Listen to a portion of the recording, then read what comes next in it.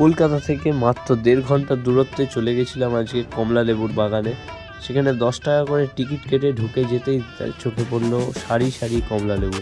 শীতকালে এরকম দার্জিলিংয়ের মতো কমলা লেবু দেখতে হলে আপনাদের চলে আসতে হবে সুধীর বাবুর বাগানে। সেখানে আপনারা দেখতে পাবেন এরকম সারি সারি কমলা লেবু গাছে ঝুলছে। কমলা লেবুর পাশাপাশি আপনারা দেখতে পারবেন কাঁটাবিহীন বেলগাছ, মিষ্টি তেঁতুল, গোলাপি কাঁঠাল, এছাড়া ভিয়েতনামি মোসাম্বি, আরও অনেক ঔষধি গাছও দেখতে পারবেন। সুধীর বাবুর এই কমলালেবুর বাগান থেকে বেরিয়ে আপনারা দেখে নিতে পারেন সুধীর বাবুর নার্সারি। কিছু গাছ আপনারা ক্রয় করতে পারেন এই নার্সারি থেকে। সুধীর বাবুর বাগানে আসতে গেলে আপনাকে অশোকনগর স্টেশনে নেমে অটো করে চলে আসতে হবে 20 মিনিট দূরে সেনডাঙ্গা। 2রা জানুয়ারি 2026 অবধি খোলা থাকবে নার্সারি, তাই দেরি না করে তাড়াতাড়ি ঘুরে আসুন এই সুধীর বাবুর নার্সারি।